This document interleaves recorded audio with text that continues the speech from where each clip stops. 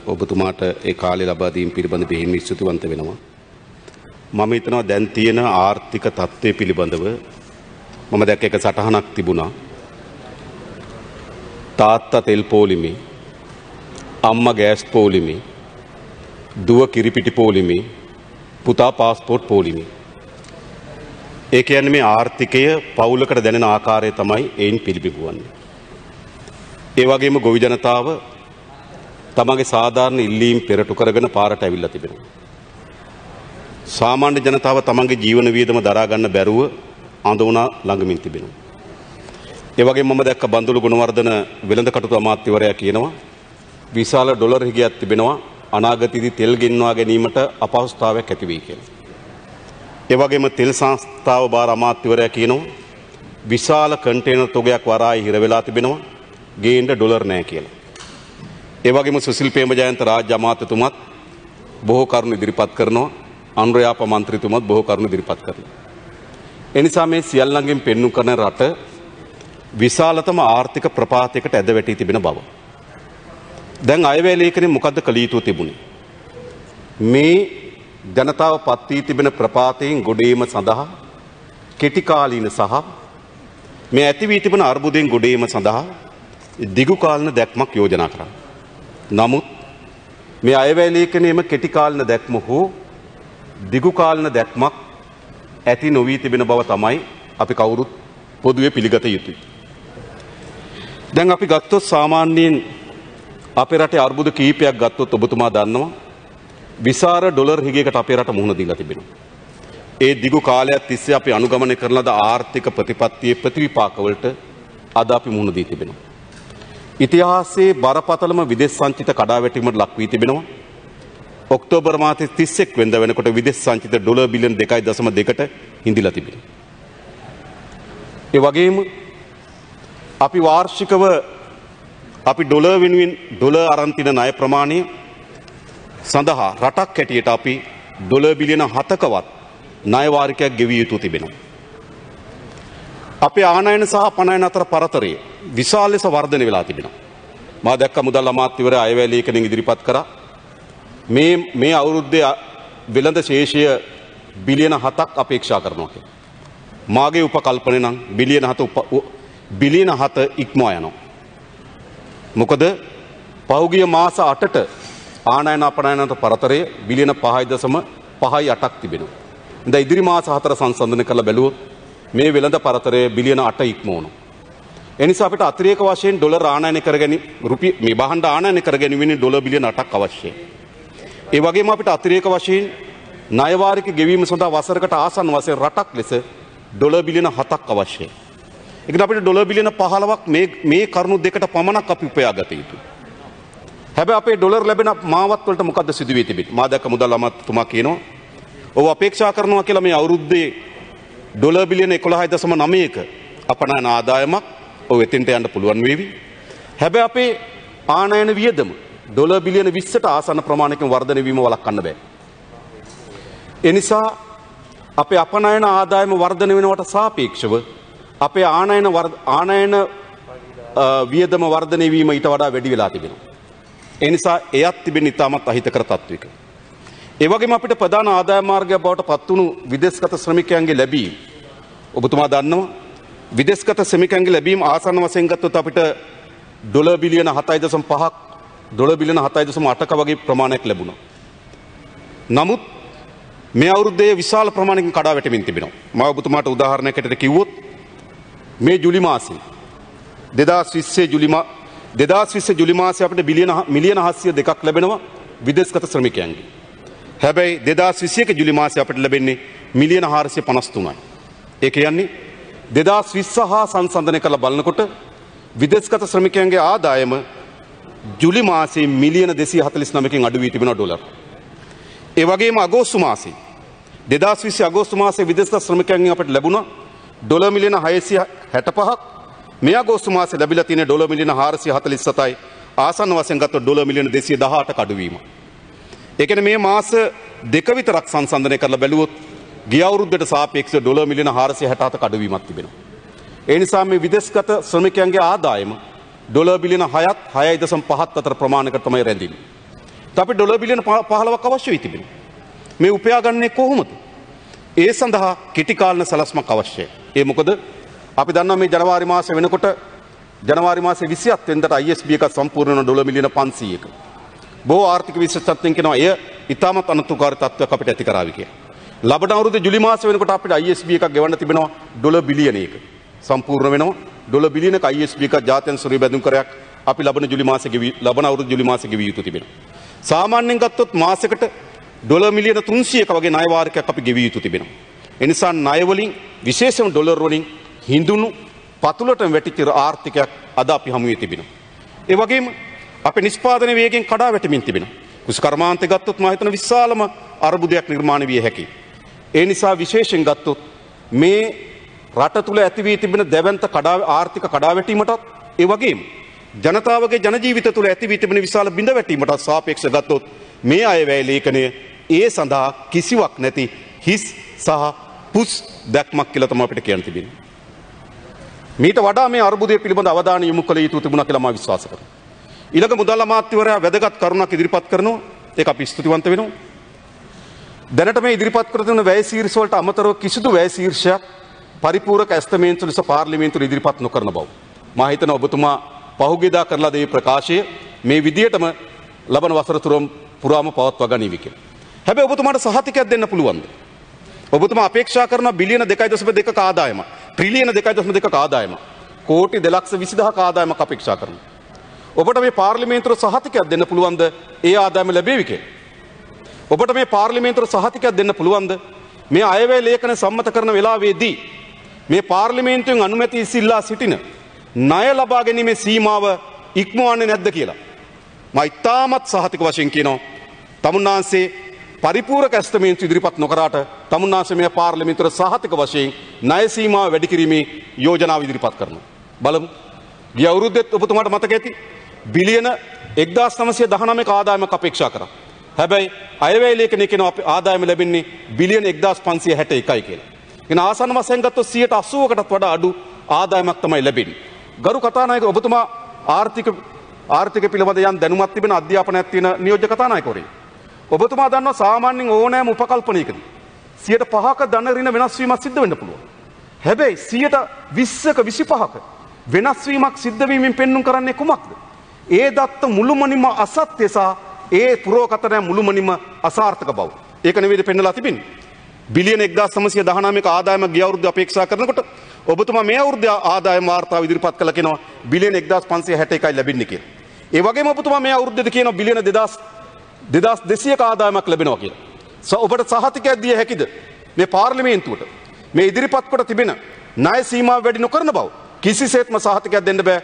ජූලි අගෝස්තු වෙනකොට සහතික වශයෙන් මේ පාර්ලිමේන්තුව ඉදිරිපත් කරනවා යලි බිලියන 400ත් 600ත් අතර ප්‍රමාණකින් ණය සීමාව වැඩි කිරීම සඳහා. ඔබද හරිද මමද හරිද කියලා බලමු.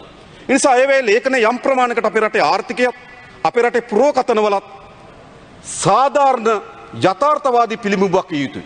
හැබැයි මා විශ්වාස කරනවා කිසිසේත්ම සාධාරණ සහ යථාර්ථවාදී පිළිඹුවක් මෙම අයවැය ලේඛනයේ සංඛ්‍යා දත්ත තුල නැහැ. ඒ විතරක් නෙවෙයි. ඔබතුමා අපේක්ෂා කරන මා දන්නේ නැහැ ඒක මම කියවපු ලේඛනයේ තිබුණේ බිලියන 19ක ආනයන ආදායමක් ඔබ ලබන අවුරුද්ද අපේක්ෂා කරනවා කියලා. 2022 අපනයන ආදායම. බිලියන 19ක අපනයන ආදායම. මේ අවුරුද්ද 11.9යි තිබෙන්නේ. ඒක 19 දක්වා වැඩි කරන ඔබ විශ්වකර්මී. ඒ නිසා රටේ ජනතාව හැම වෙලාවෙම ප්‍රාර්ථනා කරනවා විශ්වකර්මය ඇවිල්ලා රට බේරයි කියලා. නේද? ඉන්ද්‍රජාලිකයෝ ඇවිල්ලා රට බේරයි කියලා. මන්ත්‍රකාරයෝ ඇවිල්ලා රට බේරයි කියලා. එහෙම රට බේරන්න බෑ. ඒ නිසා මම හිතනවා මේ 11.9ක අපනයන ආදායම බිලියන 19 දක්වා වැඩි කිරීමේ තමුන්නාන්සේගේ පුරෝකතනය මුළුමනින්ම යථාර්ථවාදී නොවන පුරෝකතනය. ඒ නිසා තමයි මම නැවත පෙන්눔 කරන්නේ. මේ අයවැය ලේඛනයේ කරුණු තුනක් තිබෙනවා අරුබුද. එක මේ අයවැය ලේඛන රටේ ජනතාව මේ මොහොතේ මුහුණ දී තිබෙන කෙටි කාලන ගැටලුවට කිසිදු විසඳුමක් නැහැ. අපේ රට මුහුණ දී තිබෙන දිගු කාලන ආර්ථික අර්බුදයන් ගෙනීම සඳහා දැක්මක් හෝ සැලැස්මක් නැහැ. තුන මේ අයවැය ලේඛනයේ සංඛ්‍යා දත්ත පුරෝකතනයන් මුළුමනින්ම යථාර්ථවාදී නොවන අසාර්ථක සහ අසත්‍ය ප්‍රකාශන ගැබ්වී තිබෙනවා. ඒ නිසා අපි මේ පාර්ලිමේන්තුවේ මේ අයවැය ලේඛන පිළිබඳව මේ සංඛ්‍යා දත්ත පිළිබඳව මේ අඩංගුම් පිළිබඳව අපි දීර්ඝ කාලයක් සාකච්ඡා කරලා තිබෙනවා. මා හිතන්නේ තවදුරටත් අයවැය ලේඛන සාකච්ඡා කිරීමට පමණක්වත් ප්‍රමාණවත් නොවන ලියවිලි බවට පත් වී තිබෙනවා. මේක ඇත්ත යථාර්ථයද මේ පාර්ලිමේන්තුවේ.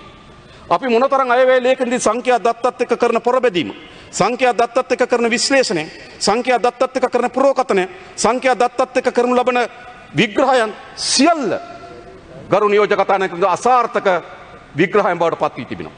ඒ නිසා අයවැය ලේඛන ඉදිරිපත් කරනකොට ඉදිරිපත් කරනු ලබන සංඛ්‍යා දත්තත් අයවැය ලේඛන අවුරුද්දක් ක්‍රියාත්මක වුණාට පසුව ඒ පිළිබඳ අතිකරනු ලබන පසුවිපර මධ්‍යහා බැලුවොත් ඉතාමත් හාස්වතිම වෙනස් තත්වයක්. මේ අයවැය ලේඛනුත් ඊට වඩා අමුතු තත්ත්වයක් උදා වේවි කියලා අපි බලාපොරොත්තු වෙන්නේ නැහැ.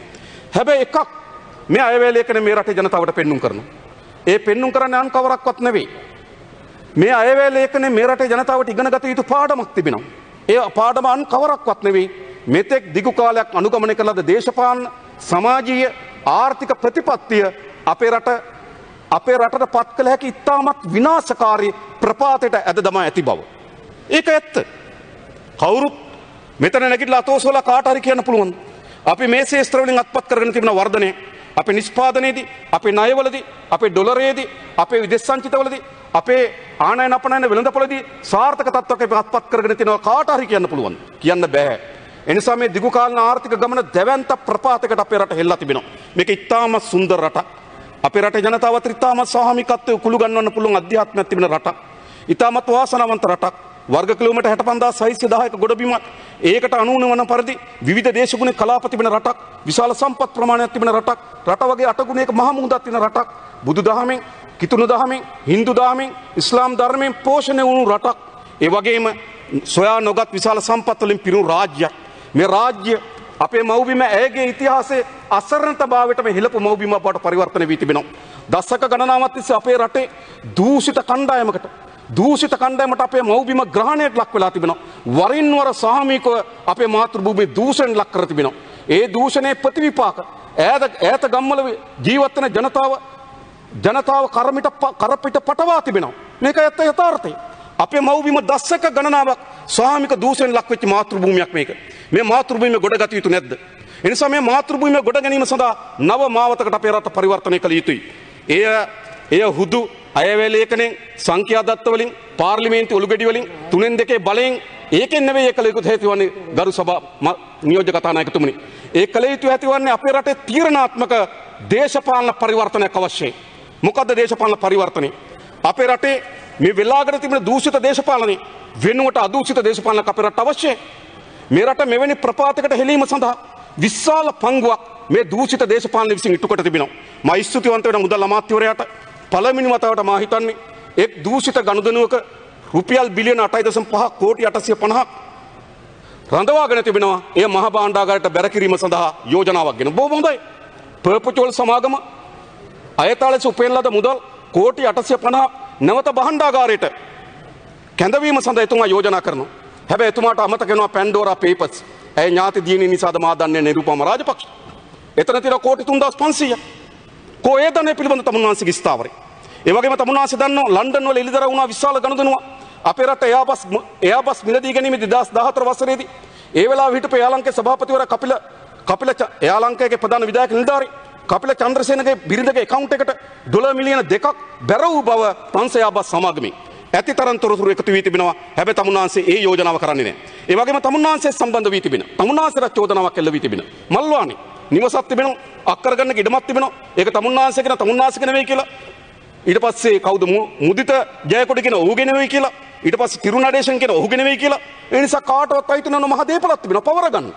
සැබවින්ම අපේ රටේ මේ දූෂිත භාවයට පත් කර තිබෙන දේශපාලනේ උපයා ගන්න ලද දේපල පවරා ගැනීම සඳහා අවංක චේතනාවක් තිබෙනවා නම් මේට වඩා බොහෝ දිශාවකට ඔබතුමාගේ යෝජනාවන් සහ ඔබතුමාගේ නිරීක්ෂණ ඉදිරිපත් විය යුතුයි කියලා මා කල්පනා කරනවා. එයි මේ රට විශාල දුප්පත් භාවයට පත් වී තිබෙනවා. ජනතාව එදා වේලා ආහාර වේලක් සපයා ගන්නේ කෙසේද කියලා කල්පනා කරමින් තිබෙනවා. දරුවට කිරි පැකට් එකක් අරන් දෙන්නේ කොහොමද? නිවසට ගෑස් සිලින්ඩරයක් අරන් එන්නේ කොහොමද? තමන්ගේ කුමර වගා කරන්න පොහොර ටිකක් ගන්නේ කොහොමද? තමන්ගේ දුව දරුවන්ට නේද? අර පිරිමැස්සෙන් යුතුව හෝ තුන් වේල කන්න දෙන්නේ කොහොමද කියලා විශාල අඳෝනාවක තිබෙනවා. හැබැයි රටක ජනතාව කෙසේ අඳෝනාවක තිබීති. රටේ පාලකයන් ලෙමින් අඳෝනාවක ඉන්නවද? මා හිතන්නේ ලෝකේ දුප්පත් වුණු රටක් තිබෙනවා. දුප්පත් වුණු ජනතාවක් ඉන්නවා. හැබැයි පෝසත් වුණු පාලකයන් ඉන්නවා. මේකයි සිදු වී තිබෙන්නේ. රට දුප්පත්, ජනතාව දුප්පත්, පාලකයන් පෝසත්. අතිශය ධනෙ පොදිගත බැඳගත්තු දේශපාලනයක් තිබෙනවා. අපේ රටේ ඉදිරි සංවර්ධන මාවතක් ගැන කල්පනා කරනවා. මේ දූෂිත දේශපාලනයක් පරාජයට පත් කළ යුතුයි. ඒ වෙනුවට අදූෂිත දේශපාලනයක් අපේ රටේ ස්ථාපිත කිරීමෙන් තොරව සංඛ්‍යා දත්ත පිළිබඳව, පුරෝකථනයන් පිළිබඳව, ඉලක්කම් පිළිබඳව මොන විග්‍රහයක් කරත් වැඩක් නැහැ. මා හිතනවා ගරු මුදල් අමාත්‍යතුමාට ඒ වෙනස කළ හැකිද? කරන්න බෑ. අපේ රටේ කොරෝනා වසංගත තත්ත්වය කියලා කියන ඉතාමත් නීරස පොදු ජනතාව මුහුණ දීපු ප්‍රශ්නයක්. හැමදෙනාම කම්පණයටපත් වුණා. හැමදෙනාම බියටපත් වුණා. හැමදෙනාම තමන්ගේ ජීවිත පිළිබඳ අනියත බියකටපත් වී තිබුණා. එවැනි සමාජ ව්‍යසනයක් වෙලාවේදී වංචාව ඒක ඇතුළට ගේන පාලකයන් ඇන්ටිජන් කිට් මිලදී ගැනීමේදී, නිරෝධායනයේදී, හෝටල් නිරෝධායනයේදී වංචාවන් සිදු වුණේ නැද්ද? ආණ්ඩු පක්ෂ මන්ත්‍රීවරු මේ පාර්ලිමේන්තුවේදී අපි කෙනෙක් පස්සකින් තිබන්න. එවැනි සමාජ ව්‍යසනයක් තිබෙන වෙලාවකත් මහා ජනතාව තමන්ගේ ජීවිතය පිළිබඳ අනියත බියකින් ඉන්න වෙලාවකත් ඒකෙනුත් හොරකම් කරන්න පුළුවන්, දූෂණය කරන්න පුළුවන් මානසිකත්වයක් තියෙන මිනිස්සු මේ රට හදයිද? මම අහන්නේ එච්චරයි. ඒ අදූෂිත දේශපාලන අපේ රටේ න්‍යාය පත්‍ර අංක 1 කරගන්නේ නැතුව මේ රට ඉදිරියට ගෙනියන්න බෑ. ඒ වගේම ඔබ දන්නවා මේ පොහොර ප්‍රශ්නේ. අද ගොවි ජනතාව විශාල ව්‍යසනයකට පත් වී තිබෙනවා. මේ පොහොර පිළිබඳ ගනු ලැබූ තීන්දුව අපි ඊටම සભ્ય භාෂාවෙන් ප්‍රකාශ කර තිබෙනවා. විද්‍යාත්මක ඔප්පු කර තිබෙනවා. තාක්ෂණයෙන් ඔප්පු කර තිබෙනවා. ඒ අසාර්ථකම තීන්දුවක් කියලා තන ඒත් කිසිවක් අහන්නේ නැහැ කියන්නේ උම්මතු මනසක්. එතන තියෙන උම්මතු මනසක්. මේ අද කුෂ්කර්මාන්තයත් වැවිලි ශාස්ත්‍රයත් මේ මුහුණ දී තිබෙන ඛේදවාචක පිළිබඳව එය ආර්ථිකයට කරන බලපෑම, එය තමන්ගේ ජීවන උපාය බවට පත් කරගත්තු ජනතාවට කරන බලපෑම පිළිබඳව හැඟීමක්, සිතුවිල්ලක්, දැනීමක් නැත්නම් ඔහුට තියෙන්නේ සාමාන්‍ය ඒ කියන්නේ සාමාන්‍ය සංනිවේදන වෙන සෛල නෙවෙයි. සාමාන්‍ය හැඟුම් නෙවෙයි. ඔහුට තියෙන උම්මතු හැඟුම්, උම්මතු සෛල. ඒකයි පෙන්눔 කරන්නේ. දැන් කල්පනා කරලා එවැනි ව්‍යසනයක් තිබෙන වෙලාවකදී මම අහන්නේ ගරු නියෝජක කතානායකතුමනි. සමත් වුණාද මේ පාලකයන් එය විසඳීම සඳහා ගනු ලැබූ ක්‍රියාමාර්ග දිස බලන්න. චීනෙන් පොහොර ගෙනාවා. ඒතකොට සාමාන්‍යයෙන් අපි දන්නවා අපේ රටේ සාක නිරෝධායන පනත අනුව අපිට ඉතාමත් ශක්තිමත් සාක නිරෝධායන සේවයක් තිබෙනවා. අපි මේ නිලධාරීන්ට ස්තුතිවන්ත වෙන්න ඕන. අපේ රට විවිධ ආක්‍රමණික පැලෑටි වලින්, විවිධ ආක්‍රමණික බැක්ටීරියා, ශුද්‍ර ජීවීන් වලින් අපේ මාතෘ භූමිය බේරාගෙන තිබෙන්න මේ නිරෝධායන සේව විශාල කාර්යභාරයක් කරා. ඔවුන් ඉතාමත් තමන්ගේ දැනුම, තමන්ගේ පර්යේෂණ උපයෝග කරගෙන සාම්පල් දෙකක් ප්‍රතික්ෂේප කරා මේ ඉතාමත් අහිතකර ශුද්‍ර ජීවීන් ඉන්න බව. හැබැයි මම අහන්නේ එකයි. එවැනි අහිතකර ශුද්‍ර ජීවීන් සාම්පල් පරීක්ෂා කිරීමට පෙර ණයවර ලිපි නිකුත් කරේ කවුද? එහෙම කොහොමද කරන්නේ? රටට ගේන්න සුදුසුද නැද්ද කියලා නිසි පරීක්ෂාවකින් තොරව LC විවෘත කරේ කවුද? අද චීන රජයට දොස් කීමෙන් පළක් නැහැ. ඔවුන් කියන්නේ සාධාරණ ප්‍රශ්නයක්. මොකද්ද ඔවුන් කියන්නේ? ඔවුන් කියන්නේ අපිට ණයවර ලිපි නිකුත් කරා, අපිට බහන්න ඇනුම් කරා, අපි නැව පිටත් වුණා. ඔයගොල්ලෝ LC ඕපන් කරලා තිබෙන්නේ. අපේ නැව අවසල්ලි දීපන්. සල්ලි දෙනකන් යන්නේ නේ. හැබැයි කවුද මෙතන මේ ගනුදෙනු කරේ? සාම්පල් පරීක්ෂා කිරීමට කලින් කවුද LC එක ඕපන් කරන්න නියෝග දුන්නේ? මහින්දානන්ද අලුත්ගේ මන්ත්‍රීවරයා පහුගිය දවස්වල පොහොර පිළිබඳ බදාගෙන කතා කරා. මේ දවස් 7කින් නම් කියනවා පොහොර මග නෙවෙයි සසේන්ද්‍රගේ කියනවා. මා දන්නේ ඒක ඇතුලේ තියෙන කුමක්ද කියලා. අර මා දන්නේ ඊට කලින් තිබුණේ මොකද්ද කියලා. ඊට කලින් පොහොර ගැන මේ පාර්ලිමේන්තුව රටේ ඔක්කොම නේද වීරය ඔහු. හැබැයි අද කියනවා පොහොර මග නෙවෙයි සසේන්ද්‍ර රාජපක්ෂගේ කියනවා. හරිද? ඒ වගේම තමයි උන්වහන්සේ දන්නවා. ඊට පස්සේ ඉන්දියාවෙන් නේද නැනෝ යූරියා මේ නයිට්‍රජන් කියන එක මොකක් හරි ද්‍රව්‍යයක තැම්පත් කරන ප්‍රභේදය යූරියා. ඒක මේ විද්‍යාත්මක නැනෝ යූරියා ආනයනය කරනවා. අද මොකද පළ වී තිබෙන්නේ? ඉන්දියාවේ එහි මිල රුපියල් මිලිලීටර් 500ක මිල රුපියල් 654යි. හැබැයි ලංකාව ගෙනත් තිබෙන්නේ මිලිලීටර් 500ක් ගෙනත් තිබෙන රුපියල් 2550ට. හතර ගුණයකට අධික මිලකට ගෙනත් තිබෙනවා. LC එක ඕපන් කරේ කොහොමද? සාමාන්‍ය මේ අමාත්‍යවරු දන්නවා. ඕනෑම ණයවර ලිපියක් නිකුත් කරන්නේ කාගේ නමටද? සප්ලයර්ගේ නමට, සැපයුම් කරුගේ නමට. හැබැයි මේ සල්ලි දාන්නේ කාටද? මොහන් ටී පෙරේරා කියන ස්කුප්‍රකට ජාවාරම්කාරයෙකුගේ මේ ටවුන් හෝල් වල තියෙන මහජන බැංකුවේ ශාඛාව ගිණුමක් තිබුණේ පී.බී. ජයසුන්දර නියෝගයක් නිකුත් කරා ගියුම අරින්න කියලා. ඒක එහි දෙවනි කළමනාකරණතුමිය CID එකකදී ප්‍රකාශ තියෙනවා. එතකොට හදිසි account එකක් කරලා සඳුදා දිනේ account එකක් කරලා මේ සල්ලි ඒකට යවනවා. තීරණය ගන්නේ සඳුදාරය කැබිනට් මණ්ඩලය. සඳුදාරය කැබිනට් මණ්ඩලය එකතු වෙනකොට සඳුදා දවල් වෙනකොට සල්ලි මාරු කරලා ඉවරයි. අපි අහනවා මෙවැනි ව්‍යසනයක් වෙලාවේදී වංචා හිත එළියට එන පාලක කණ්ඩායමක් මේ රට හදයිද? පොහොර ව්‍යසනය කොවිඩ් වසංගතයේ ව්‍යසනය. ව්‍යසන වෙලාවකදී තමන්ගේ මනස වැඩ කරන්නේ. ඒකෙන් කීයක් හරි ගහ ගන්න නම් දූෂිතභාවය නම් තමන්ගේ මනස කීයක් හරි හම්බ කරගැනීමේ සුවමනාවෙන් නම් කටයුතු කරන්නේ එවැනි පාලකයන් මේ රට හදන්නේ නැහැ. ඒ නිසා මේ රට හැදීම සඳහා ඉතාමත් වැදගත් ප්‍රවේශයක් අපේ රට අවශ්‍යයි. මේ දූෂිත දේශපාලන වෙනුවට අදූෂිත දේශපාලනයක් අපේ රට අවශ්‍යයි. දෙක, මේ රට අත්පත් වී තිබෙන ප්‍රපාතය සරල තැනක නෙමෙයි තිබෙන්නේ.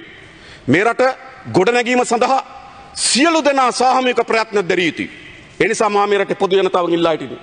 ඔබ හැමදාමත් විශ්වාස කරන තනි පුද්ගලයන් කෙරෙහි ඔබ හැමදාමත් බලාපොරොත්තු තිබෙනවා මා කලින් කිව් පරිදි ඉන්ද්‍රජාලිකය විලා රට ගොඩනගේ ගනි දියසෙන් කුමාරය විලා රට ගොඩ ගනි මොන කට්ටියද ආවේ නැත්තේ? දුප්පතාගේ හිතවතෙක් ආවා.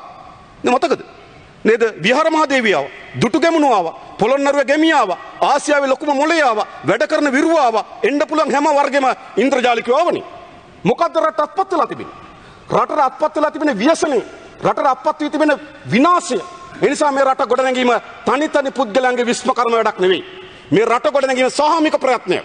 කැබිනට් මණ්ඩලය සාමූහිකව, ආණ්ඩුව සාමූහිකව, දේශපාලන සාමූහිකව, රාජ්‍ය සේවකයන් සාමූහිකව, පෞද්ගලික අංශ සාමූහිකව, රටේ තරුණ පරම්පරාව සාමූහිකව, ගොවියා, දීවරයා, වැඩ කරන ජනතාව සාමූහිකව. මේ හැමදෙනාම සාමූහික පරබැදීමක් කරේ නැත්නම් මේ රට ගොඩ ගන්න බෑ. හැබැයි සාමූහික ප්‍රයත්නයක් යොදන්න මොකද කරන්න ඕන?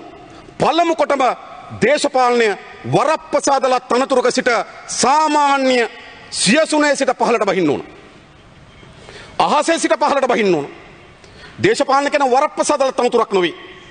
දේශපාලන කියන්නේ සමව පුරවැසියන් එක්ක ඉඳගෙන සමව පුරවැසියන් එක්ක කටයුතු කරන සමව පුරවැසියන්ගේ දුක සතුට බෙදාගෙන රට ගොඩනගන ව්‍යායාමයක් බවට පත් කරන්න ඕන. ඒ නිසා අපි සාමූහිකත්වය කැඳවන්න ඕන මේ රටට. තමුන්නාන්සලා සාමූහිකත්වය කැඳවන්න පුළුවන්. තමුන්නාන්සලාට ඒ සාමූහිකත්වය කැඳවන්න බෑ. ඇයි? මේ අයවැයලේකනේ බලන්න. මා ගොඩාක් විස්තර කරන්න යන්නේ මට කාලය සීමිත නිසා. මේ අයවැයලේකනේ තමුන්නාන්සලා දන්නවා. රාජපක්ෂවරු කැබිනට් මණ්ඩලයේ 1යි 2යි 3යි 4ක් නියෝජනය කරනවා. මා හරියටි. 1යි 2යි 3යි 4යි. ඊට අමතරව රාජ්‍ය අමාත්‍යවරයෙක් ඉන්නවා නේද? ඒතර විශාල ප්‍රමාණයක් නියෝජනය කරනවා. ඒ පවුල වෙත ඔවුන් නියෝජනය කරන අමාත්‍යංශ වෙත කොච්චර මුදල් වෙන්කොට තිබෙනවද? මුළු වියදම බිලියන 5200යි. ට්‍රිලියන 5.2යි. හැබැයි ඒ අමාත්‍ය සඳහා වෙන් කරන ලද මුදල ට්‍රිලියන 3470යි. එතකොට ට්‍රිලියන මිලියන 5200ක් වැය කරනකොට මිලියන 3470ක් වැය කරන්නේ එක කණ්ඩායමක් අත. පවුලක් අත. ඒ කියන්නේ මුළු රාජ්‍ය වියදමෙන් 64%ක්. ඉතින් කොහොමද කැබිනට් මණ්ඩලයට සාමූහිකත්වයක් නිර්මාණය කරන්නේ? අනිත් ඒවා නිකන් සූප්පු කර ඉන්න පුළුවන් මස්කටු. හැබැයි ඒවා අපේ සංවර්ධන ප්‍රධාන උපාය මාර්ග නෙවෙයිද? අධ්‍යාපනය අපේ රටේ සංවර්ධන උපාය මාර්ගයක් නෙවෙයිද? සෞඛ්‍ය අපේ රටේ සංවර්ධන උපාය මාර්ගයක් නෙවෙයිද? අපේ රටේ කුෂිකර්මාන්ත සංවර්ධන උපාය මාර්ගයක් නෙවෙයිද? ඒවා තමයි වැදගත් සංවර්ධන උපාය මාර්ග. දීවර අපේ රටේ සංවර්ධන ප්‍රධාන වැඩ කොටස. ඒ නිසා වැඩ කොටස් වලට අනුව තමයි අපි මුදල් ප්‍රතිපාදනය වෙන් කළ යුතු තිබුණේ. ඒ වැඩ කොටස් වල ඉලක්කය අපි අපේ ඉලක්කය ගෙන යාම සඳහා අවශ්‍ය වෙන මුදල් ප්‍රතිපාදනය වෙන් කළ යුතු තිබුණා. හැබැයි වෙන සාමූහිකත්වයක් කැබිනට් මණ්ඩලය තුල නැහැ. ඇමතුරු එක ඒවා කියනවා මෙහෙම රටකට යන්න පුළුවන්. මෙහෙම රටකට යන්න පුළුවන්. සමහර කැබිනට් ඇමතුරු කියනවා එහෙම කැබිනට් පත්‍රිකාවක් දැක්කේ නැති බව. එහෙම එකක් සම්මත නොවූ බව. අනිත් අය කියන එහෙම සිදු වූ බව. කවුද අපි විශ්වාස කරන්නේ? ඒ නිසා එක දේශපාලනයේ 3-2 ස්ථාවරත්වය නෙවෙයි. ඒවා නිකන් අලියුලුමුළු කෙලපිඩක්සේ හෙලවෙනවා වැටෙනවා. ස්ථාවරත්වය තියෙන සාමූහිකත්වය මත. ඒ නිසා පළමුවටම ආණ්ඩුවක් ඇතුලේ දේශපාලන සාමූහිකත්වය නිර්මාණය වෙන්න ඕන. ඊළඟේ දේශපාලනයේ සමත් වෙන්න ඕන සමාජ සාමූහිකත්වය කැඳවගෙන ඉන්න. මේ සමාජයේ මේ රට ගොඩනැගීම පිළිබඳව ඉතාමත් වේදනාවකින් සහ අපේක්ෂාවකින් පෙළෙනවා. මම දන්න අපේ රට විදේශගත පුරවැසියන් මේ රට ගොඩනැගීම පිළිබඳ මහත් අභිලාෂයක් බලාපොරොත්තුවක් ඇති වුණු. ඔවුන් මේ රට එන්න ලෑස්ති. මේ රට ගොඩනැගීම සඳහා මුදල් ලෙවන්න ලෑස්ති. හැබැයි පාලකයා පෙන්වන්න ඕන කම තිබෙනවා මේ රට ගොඩනැගීම සඳහා ඇත්ත ප්‍රයත්න තමන්ට තිබෙන බව. ඇත්ත දැක්මක් තිබෙන බව. ඇත්ත වමනාවක් තිබෙන බව පාලකයා පෙන්වන්න ඕන කම තිබෙනවා. අපේ රටේ පුරවැසියන් ඔබට මතකෙද? නේද? ලක්ෂ 2-3 වියදම් කළ චාටර් ෆ්ලයිට් තරම් කතරයක් ගහලා යන්න ආවා. මා කියන්නේ උන්ගේ රැවටීම නෙවෙයි. එදා ගෝඨාභය රාජපක්ෂ ජනාධිපතිවරයාට ජනාධිපතිවරණය ජයග්‍රහණය කිරීම සඳහා මේ රටේ ඡන්ද දීපු සාතිශය බහුතර ජනතාවක්. ඔවුන් දේශපාලන කරේ විශ්වාසය බිඳවැටලා තිබුණා. ඔවුන් මේ රට ගොඩනැගීම පිළිබඳ අපේක්ෂාවන් බිඳවැටලා තිබුණා.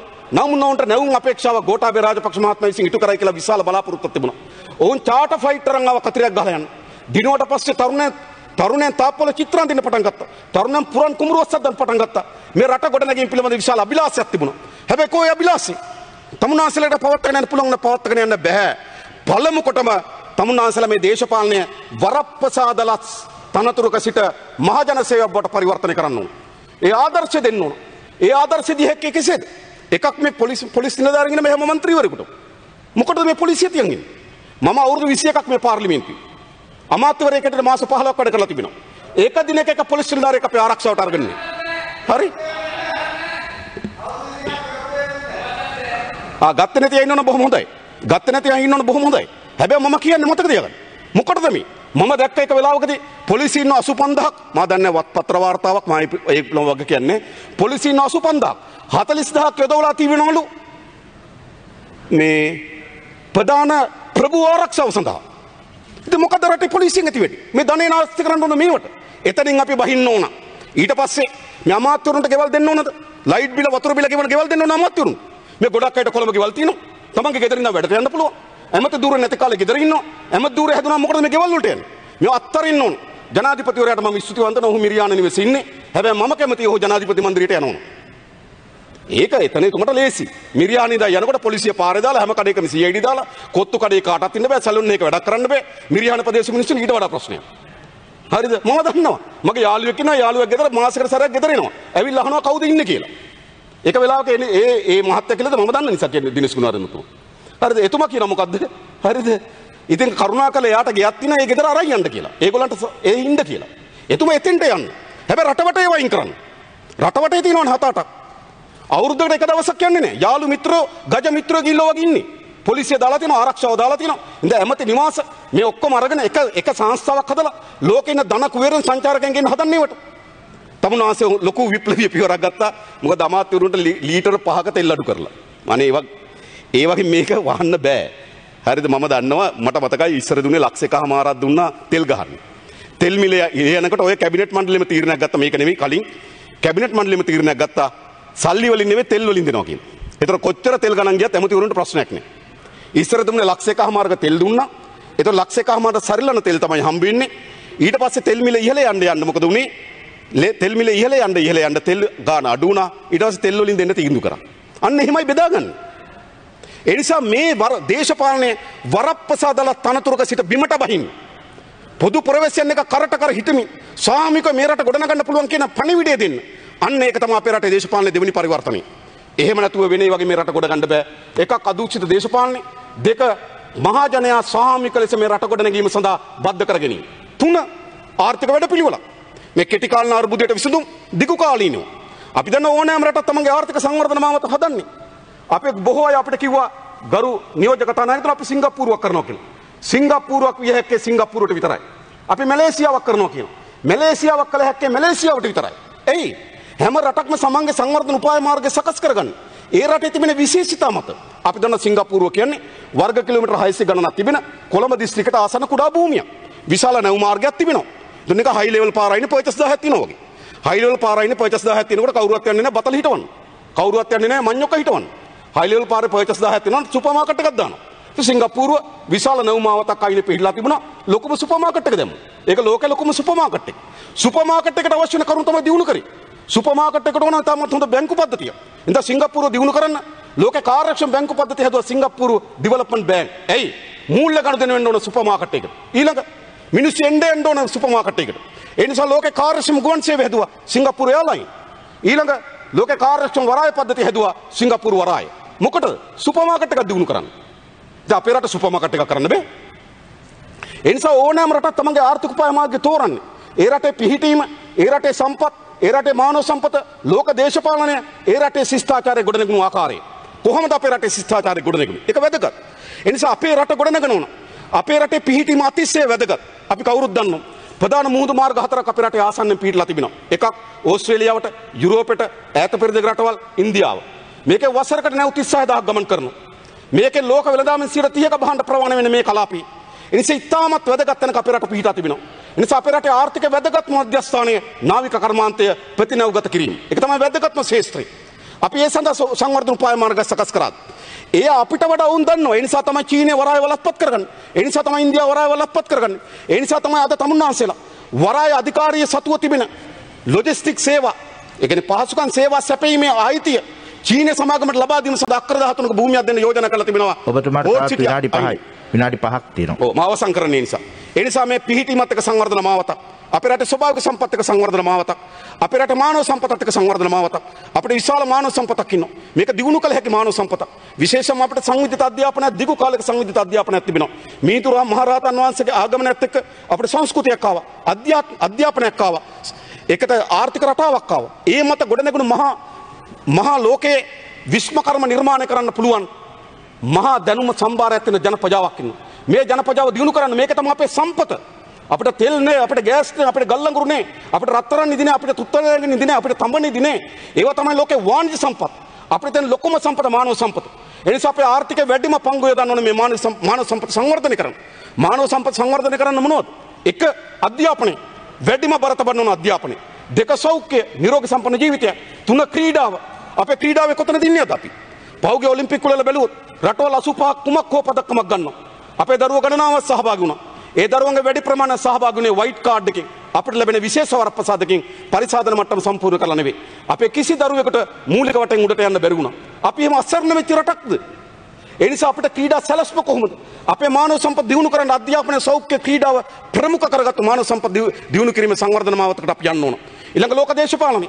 අපි ක්‍රමානුකූල ගරු නියෝජකයන් නැත්නම් චීන ගුලට රිංගුවා. වේගෙන් රිංගුවට වඩා සල්ලි දීලා ගුලට ඇදලා ගත්තා. චීන සමාගම් විසින් අපේ රටේ නායකයන්ට සල්ලි දීලා චීන ගුලට ඇදලා ගත්තා. අද ලෝකේ බල ගැටුමේ ප්‍රධාන පාපන්දු පිටියේ බල ගැටුමේ විශාලතම දඩබිම් බවට ශ්‍රී ලංකාව පත් වී තිබෙනවා. අද මොකද්ද අපේ රට වෙලා තිබෙන්නේ? හම්බන්තොට වරායේ චීන නම්, කොළඹ ජැති චීන නම්, පෝට් සිටියේ චීන නම්, අක්කර 13ක් දෙනවා නම් චීනට ලොජිස්ටික් කර්මාන්ත පවත්වාගෙන යන වරාය අධිකාරියෙන් ඒ චීන පංගුව ඊට ප්‍රතිපක්ෂව බටහිර ජැටිය ඉන්දියාවට, තෙල් ටැංකි සංකීර්ණ ඉන්දියාවට, ත්‍රිකුණමල ජැටිය ඉන්දියාවට ලෝකේ බල තුනනේ පැතිකඩ අපි ලංකාව භූමියට ගෙනාවා. ඒ අනුව තමයි කෙරවලපිටිය බලාගාරය ඇමරිකාවට, කෙළවරපිටිය බලාගාරයේ ඒක නම් අපි මුදල් ඇමතුමා සතුටු වෙනවා ඇති. හරිද? කෙරවලපිටිය බලාගාරය ඇමරිකාවට, එහි නල පද්ධතිය ඇමරිකාවට, එහි ගබඩා සංකීර්ණ ඇමරිකාවට, ගෑස් සැපයීම ඇමරිකාවට. කල්පනා කරලා බලන්න. මොකද්ද වෙලා තිබෙන්නේ? ලෝකයේ අද බල ගැටුමක් තිබෙනවා. එහි විශාල ආර්ථික ගැටුමක් තිබෙනවා. ඒ වෙළඳපොළ ගැටුමක් තිබෙනවා. වෙළඳපොළ බෙදා ගැනීම පිළිබඳ ගැටුමක් තිබෙනවා. ලෝකේ මහ බලවත් රාජ්‍යයන්ගේ ගැටුමට ලෝකේ අවතීර්ණ වී තිබෙනවා. අපේ වැරදි විදේශ ප්‍රතිපත්තියකට වඩා අපේ වැරදි ආර්ථික ප්‍රතිපත්තිය චීන සමාගම් විසින් අපේ නායකයන් මිලදී අරගෙන ක්‍රමානුකූල අපේ රටේ ආර්ථිකයත් අපේ රටේ දේශපාලනයත් චීන ගුලාස්සට ගෙනිච්චා. ඒකේ ප්‍රතිවිපාක අද අපි භුක්ති විඳින්න තිබෙනවා. ඒ නිසා ලෝක දේශපාලන සැලකිල්ලක් කරගත්තු ආර්ථික උපායමාර්ගයක් අපි සංවර්ධනය කරන්න ඕන. ඊළඟ අපේ රටේ ශිෂ්ටාචාරය. ඕනෑම රටක් කල්පනා කරන්නේ ඒ රට ගොඩනැගුණේ කොහොමද? අපේ රටේ ගොඩනැගුණේ කොහොමද? අපි දන්නවා යුරෝපයේ කාර්මිකකරණය උනේ නිකන් නෙවෙයි. ඔවුන්ට ස්වභාවිකවම සීත ඍතුවක් තිබෙනවා. විශාල සීත කාලයක් තිබෙනවා. ඔවුන්ට ඕන වුණා රස්නේ ඕන වෙනවා. ඒ නිසා ගල්ලංගුරු ඕන වෙනවා. ඔවුන් ගල්ලංගුරු කර්මාන්තය ආරම්භ කරනවා. ඉස්සලා පතල් කර්මාන්තය තමයි යුරෝපයේ ප්‍රධාන කර්මාන්ත. ඒක තමයි වාස්ප එන්ජින් එක හොයාගන්නේ. ඒක තමයි විද්‍යුතය හොයාගන්නේ. ඒක තමයි රසදිය හොයාගන්නේ. ඔවුන් කාර්මිකකරණයෙන් ඉස්සරහට එනවා. හැබැයි අපි එහෙම ගියේ නෑ. අපේ ශිෂ්ටාචාරය එහෙම නෙවෙයි. අපේ ශිෂ්ටාචාරය කොහොමද වෙන්නේ? අපේ ශිෂ්ටාචාරය ගොඩනගන්නේ කලාවේ අසබඩ මල්ලතෝයේ අසබඩ අනුරාධ ග්‍රාම විජිත ග්‍රාම අපේ කුෂ්කර්මාන්ත පදනම් වෙච්ච තමයි අපේ ශිෂ්ටාචාරය ගොඩනගන්නේ. ඒ නිසා තමයි අපි ආදිත මිතුන් මිත්තන් වැව් 32000ක් හැදුවේ. ඒ වගේ මතක තියාගන්න. ඒ වැව් 32000 හදනකොට අපේ ආදිතම කිසිදු මුතුන් මිත්තෙක් මධ්‍ය කඳුකරේ වැහුව දුවේ නැහැ. අපි හැමදාමත් කරපු දේ තමයි මධ්‍ය කඳුකරේ සංරක්ෂණය කරා. මධ්‍ය කඳුකරේ ආරක්ෂා කරා. ඒක වනලැබ ආරක්ෂා කරා. ඉස්සර අලිහිටිය වීලි කලාපේ නෙමෙයි මධ්‍ය කඳුකරේ. අර සුද්දා හෝටන් තැනදී අලි 108ක් ඝාතනය කර බව කියනවා. ඒ කියන්නේ අලිහිටිය කොහෙද? අලිහිටිය මධ්‍ය කඳුකරේ. අපි මොකද කරේ? මධ්‍ය කඳුකරේ ආරක්ෂා කරලා ඒ රූරා ගලන ගංගා තැන්නෙන් හරස් කරා. අංගම් මැඩිල වේල්ල බැඳ. මිනිපේ වේල්ල බැඳ. බැඳලා අපි උඩට වතුර ගත්තා. අපේ මොකද කරේ? පැරණි රජදරුව අපේ මධ්‍ය කඳුකරේ හදවත වගේ ආරක්ෂා කරා. වර්තමාන රජදරුව කරපු දේ තමයි මධ්‍ය කඳුකරේ විනාශ කරා. අපේ සුළුව මධ්‍ය පරිමාණ වැව් පද්ධතිය විනාශ කරා. වැව් 32000 තිබු රටක් අද ඉතුරුලා තියෙන වැව් 14000යි. ඒකෙන් වැව් 12000ක් අභාවයට යමින් තිබෙනවා. අපේ ශිෂ්ටාචාරයේ ගොඩනැගුණේ පදනම මේක. ඒ නිසා තමයි ලෝකේ වාස්ප එන්ජින් එක හොයාගන්නකොට අපි බිසෝකට හොයාගන්නවා. ලෝකේ විද්‍යුතය හොයාගන්නකොට අපි මඩසොර හොයාගන්නවා. ලෝකේ කාර්මික නිෂ්පාදනය කරනකොට අපි කලාවේ විදන් 30 දක්වා 70ක් 28ක් අංගලකට බැස්මත් සහිත යෝධයල නිර්මාණය කරනවා. අපේ ශිෂ්ටාචාරය ඒක. ඒ නිසා අපේ ශිෂ්ටාචාරයේ පංගුවක් අපේ ආර්ථිකය නියෝජනය කරන්න ඕන. ඒ ශිෂ්ටාචාරය වළක්වන්න බැරි විදිහටම අපේ ගැමි කුසකර්මාන්ත මත බදනම් වෙච්ච ශිෂ්ටාචාරය. ඒ නිසා අපේ ග්‍රාමීය ජනතාවගේ ජීවිත උසස් කරන්න කුසකර්මාන්ත මා අවසන් කරනවා කරු මන්ත්‍රීතුමා නියෝජකතාවතුමා. ග්‍රාමීය ජනතාවගේ ජීවිත උසස් කරන්න නම් ඔවුන්ගේ ප්‍රධාන ආර්ථික ප්‍රභේය කුසකර්මාන්තය වී නිෂ්පාදනයේ ලාභ ලබන්නේ නැතුව එළවලු නිෂ්පාදන ලාභ ලබන්නේ නැතුව, කුඩා තේවත ලාභ ලබන්නේ නැතුව, කුඩා කුරුඳුවත ලාභ ලබන්නේ නැතුව, ගම්මිරිස්සොත් එනසල්වත ලාභ ලබන්නේ නැතුව ඔවුන්ගේ ජීවන තත්ත්ව උසස් කරන්න බෑ. ඒ නිසා අපේ ශිෂ්ටාචාරය මත පදනම් වෙනවා නම් කුෂිකර්මාන්ත අපේ රටේ ආර්ථික විශාල පංගුවක්. හැබැයි තමුන්නාන්සේලා ඒ ඉතාමත් වැදගත් පංගුවට හෙනයක් මතක තබා ගන්න. තමුන්නාන්සේලාද හෙනයක් මේ කුෂිකර්මාන්තය ඇති කළ තියෙන තත්ත්වයට. ගරු නියෝජ්‍ය කතානායකතුමනි, අපේ රටේ මොන ගොවියද මොන කාලෙද තමන්ට වගා කරන්න අවශ්‍ය පහසුකම් දෙන්න කියලා පාරට බැස්සි. අද ගොවි ජනතාව පාරට බැලලා කෑ ගාලා කියන මුකුත් නෙමෙයි. තමන් මේ වගාබීම අස්වද්දන්න ලෑස්ති. රටට බත සපයන්න ලෑස්ති. කරුණාකරලා අපිට අවශ්‍ය පහසුකම් ටික දෙන්න කියලා. ඒ පිළිබඳව අවධානය යොමු නොකරන අයවැය ලේඛනකින් අපිට ඇති ඵලය කිම ගරු නියෝජ්‍ය කතානායකතුමනි. ඒ නිසා අවසාන වශයෙන් මා කියන්නේ මේ අයවැය ලේඛනකින් අපිට පෙන්වන්න කරන්න කවරක්වත් නෙවෙයි. අපේ රට මෙතෙක් ගමන් කර තිබෙන මාවත අසාර්ථක මාවතක් බවටත් මේ මාවත වෙනස් කිරීම සඳහා මේ රටේ පුරවැසියන්ට බල කර සිටින මඟ පෙන්වන අයවැය ලේඛනය බවට ප්‍රකාශ කරමින් මම නතර වෙනවා. බොහොම ස්තුතියි ගරු නියෝජ්‍ය කතානායකතුමනි මේ අවස්ථාව ලබා දුන්නාට.